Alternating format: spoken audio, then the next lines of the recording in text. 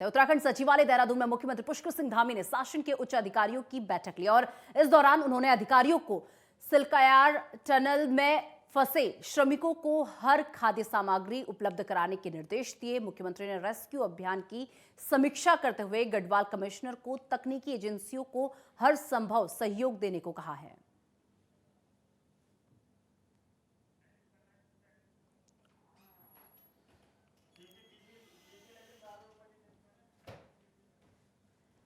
तो खबर उत्तराखंड के देहरादून से है, जहां पर सीएम पुष्कर सिंह धामी ने अधिकारियों के साथ बैठक ली है। सचिवालय में अधिकारियों के साथ बैठक सीएम पुष्कर सिंह धामी ने ली। श्रमिकों को हर खाद्य सामग्री उपलब्ध कराने के निर्देश इस बैठक में दिए गए और रेस्क्यू टीमों को हर संभव सहायता मुहैया कराएं। ये निर्देश जो है सीएम पुष्कर सिंह धामी की तरफ से दिए गए। उत्तरकाशी टनल में हादसा हुआ है और इस हादसे में जो भी श्रमिक फंसे हुए हैं उन्हें हर संभव मदद पहुंची जाए, इसके लिए बैठक ली गई है। अधिकारियों को उच्च जो है दिशा निर्देश दिए गए हैं। श्रमिकों को हर खाद्य सामग्री उपलब्ध कराने के निर्देश सीएम पुष्कर सिंह धामी ने दिए हैं।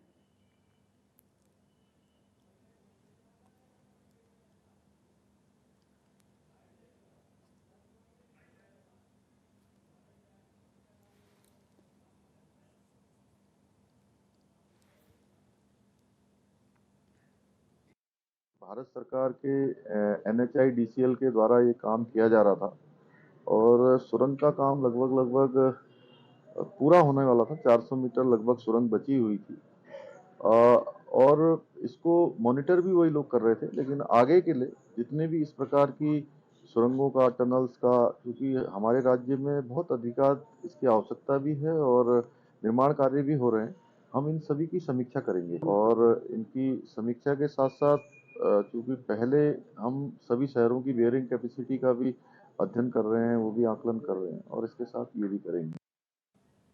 उत्तरकाशी के सिलकायारा टनल में रेस्क्यू ऑपरेशन जारी है और रेस्क्यू ऑपरेशन के फीडबैक को लेकर ACS राधा रतूड़ी ने आपदा कंट्रोल रूम में अधिकारियों के साथ मीटिंग की है।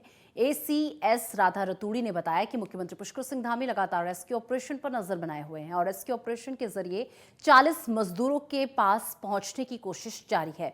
900 mm के पाइप को 25 मीटर तक पहुंचा दिया गया है और 60 मीटर की दूरी तय करनी है। उम्मीद है कल अच्छी खबर मिलेगी।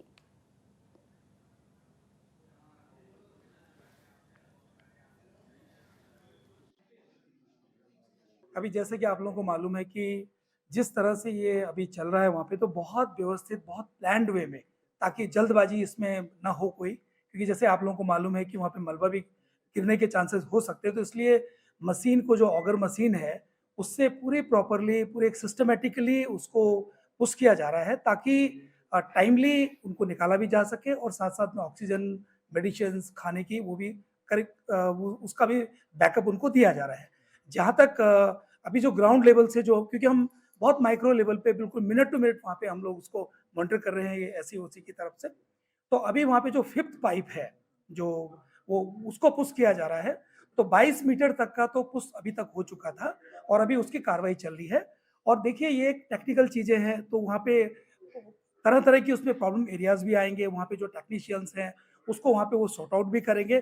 तो ऐसा कोई समयबद्ध तरीका नहीं बता सकते हैं इसमें, लेकिन पूरी कोशिश की जा रही है कि टेक्निकल हालातों को ध्यान में रखते हुए, वहाँ की व्यवस्थाओं को ध्यान में रखते हुए और पूरे प्रिकॉशंस लेते हुए जितने जल्दी से जल्दी निकाला जाएगा, तो पूरा राज्य सरकार का, केंद्र सरकार का, सबका ये पूरे एफर्ट्स इस तरह कोशिशें सबकी यही जारी है। वी एक्सपेक्ट गुड न्यूज होता है।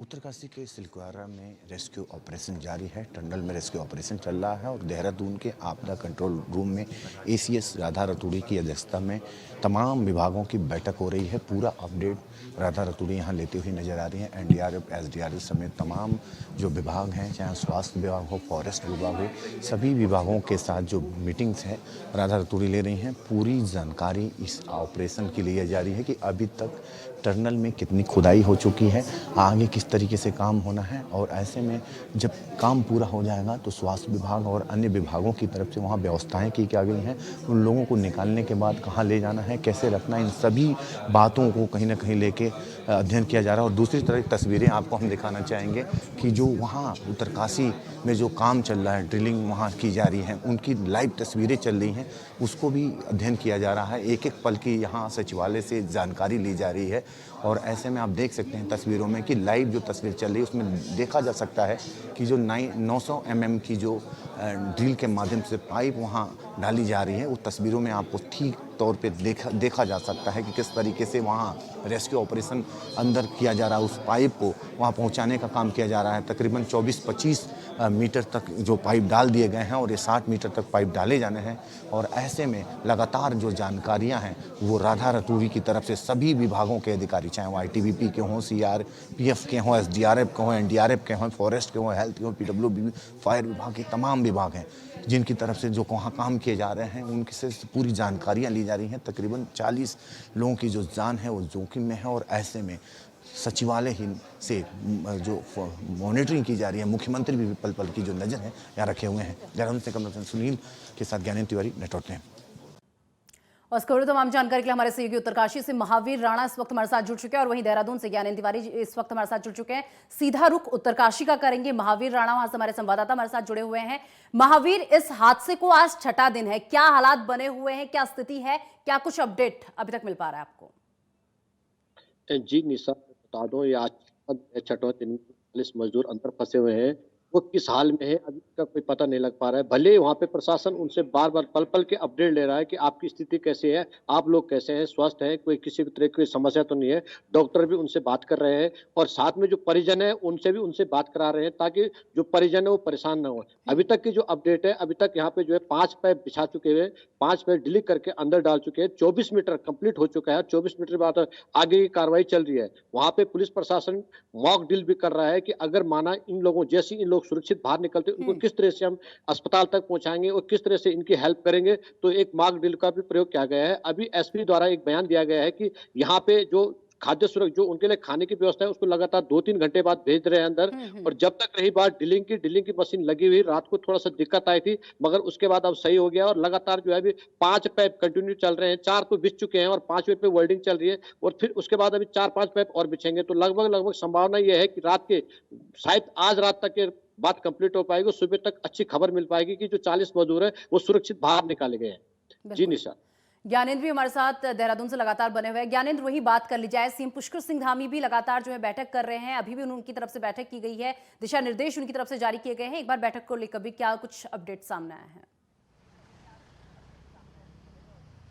देखिए, कोशिश लगातार जारी है कि किसी भी प्रकार से इस रेस्क्यू ऑपरेशन को सफल बनाया जाए और यही वजह है कि मुख्यमंत्री पुष्कर सिंह धामी आज राजस्थान में मौजूद हैं, चुनावी प्रचार के लिए गए हैं, लेकिन उसके बावजूद लगातार वहां से जानकारियां इस ऑपरेशन की ले रहे हैं। जैसा कि ACS राधा रतूड़ी ने मीडिया से जानकारी दी।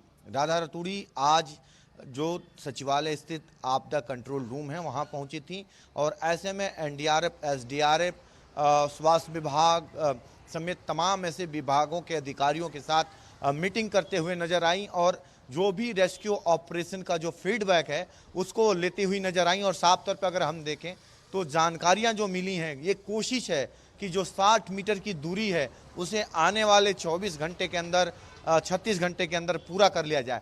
कहा जा रहा है कि कल शायद एक खुशखबरी मिले पूरे प्रदेश को। जिन लोगों की इसमें निगाहें टिकी हुई हैं, जो लोग इससे लगातार सुन रहे हैं, देख रहे हैं, इससे संबंधित जानकारी ले रहे हैं, उनके लिए कल सुखद समाचार मिल सकता है, जैसा कि अधिकारियों की तरफ से फीडबैक दिया जा रहा है।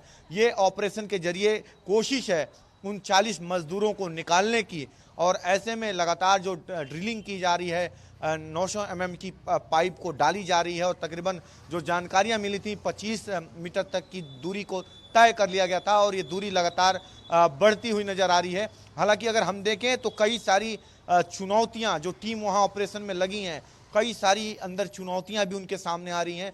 लगातार मशीन जो काम कर रही है, मशीन गर्म हो जा रही है और ऐसे में उस मशीन को ठंडा करने के लिए काम को रोकना भी पड़ रहा है समय समय पे।